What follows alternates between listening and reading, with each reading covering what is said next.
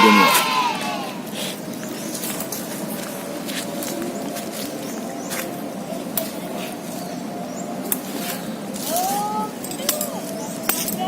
Gali lubang,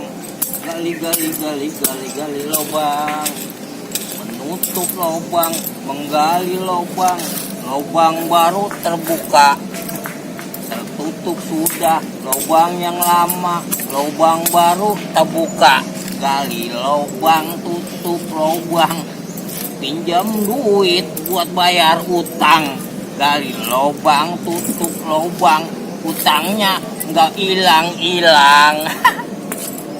Aduh, zaman sekarang yang begitu. Tapi yang penting mah enjoy aja hidup. Ya, kayak lagu tuh. Pahit rasanya empedu, manis rasanya gula. Susah dahulu, sakit dahulu, baru kemudian berbahagia. Udah lama juga nih, dikit lagi ada nih, banyak nih. Wah, udah rapi. Gue mau jalan dulu ah. Mengais rezeki kata orang-orang mah.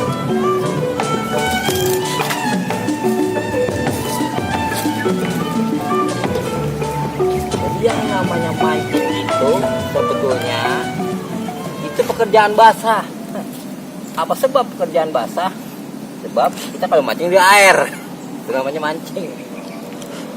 Macem-macem mancing. Sekarang apalagi istilahnya banyak. Ada mancing konde. Tapi asal jangan mancing di air keruh, ribut. Aduh. Baru kini aku alami betapa sakitnya patah hati.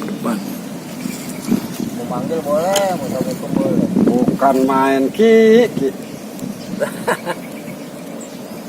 Senang buat jadi orang loh. Aki-aki kerjaannya. Kalau kagak nyanyi mancing, kalau kagak nyanyi mancing. Ki, lu tahu kagak? Kalau orang sekarang bilang kalau lu mancing kagak bakalan lu bisa maju. Lah, ngomong sembarangan aja lu. Lah, sembarangan bagaimana? Lu tahu nggak? Gua itu mancing udah kemajuan lu kemana-mana. Misalnya, gua keluar negeri, udah gua mancing di laut. wah kemain. Se-Indonesia udah gue jelajahin. Iya. Gua ini pemancing mania. Ngapa lu kata nggak ada kemajuan? Enggak aja lah lu maju kalau kagak kecebur. Ya, iya kak? Iya, itu makanya orang sekarang bilang kalau yang namanya mancing kagak bakalan bisa maju. Selangkah aja dia maju, belepotan lumpur dia.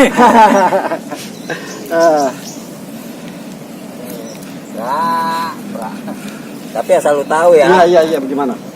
Itu yang namanya orang mancing itu ciri-ciri orang beriman. Kok bisa begitu? Ya bisa lah. Orang mancing kan pasti ada balasannya. Ah, masa sih? Kira-kira kalau orang mancing itu balasannya apaan ki? Ya, pasti ada balasannya. Orang mancing mah di mana-mana juga. Iya. Lu mau tahu balasannya? Nah ini balasannya. Oh iya, lo kan orang mancing pakai ganggang sapu ya? Iya. Kagak dapet apa dia? Aduh, ngomong-ngomong, tumben amat nih. Emang anu ki, tahu? Gue perasaan lagi ngeruwet aja ki. Itu ketahuan banget dari muka lu. Makanya itu. Lecak banget. Ya kalau pakaian lecak disetrika. Iya. Kalau muka lu disetrika. Lu mau disetrika? Kagak mau, kagak punya BPJS. Saking susahnya, Ya. BPJS aja gue gak kuat bayar. Gua sih bilangin aja sama lu ya. Dunia mah jangan udag-udag. Bikin dia udag, bikin ada bikin kencang. Masa sih? Nah, iya. Jadi kudunya kalau dunia nih, kalau kagak saya udag-udag, kudu diapain ki? Dunia tak datang sendiri. Jangan kita datangin dia.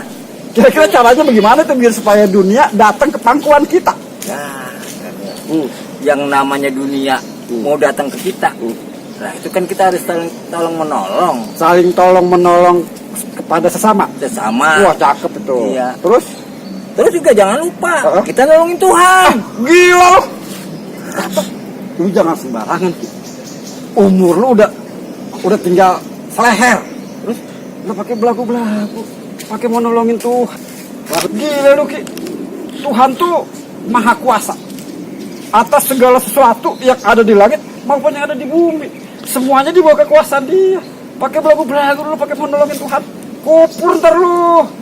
Ini yang makanya hidup lo jadi susah mulu. Lu nih, jangankan nolongin orang, Tuhannya lo kagak tolong. Padahal lu kata dia yang punya kuasa. Iya. Tolongin dulu.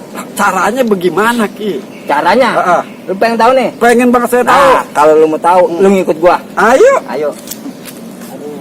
Udah kagak nikah nih, Mil. Gara-gara lu sih gua jadi kagak dapet. Tapi tenang aja. Mana yang namanya orang mancing, biar kata dapat ikan, pasti dapat balasannya. Ya.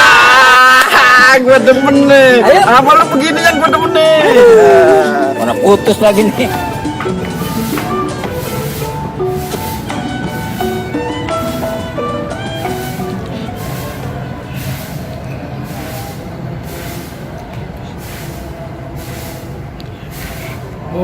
Lagi.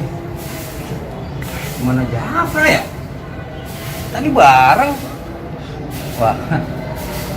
Pantesan aja susah mulu. Dia mah susah banget diajak bener. Dikit-dikit negong. Kagak negong nikung. Kagak nikung belok. Pantesan hidupnya susah mulu. Tadi nanya bagaimana cara nolong Tuhan. Biar gue mau ajarin, agak ada.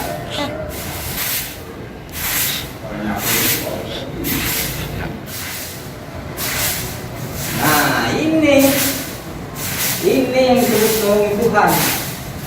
Gak percaya ya? Gua nolongin. Ini kan tempat apa?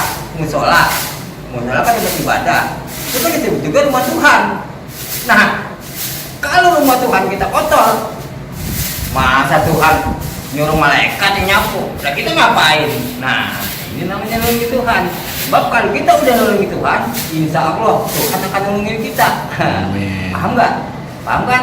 Nah, itu dia yang namanya nolongin Tuhan.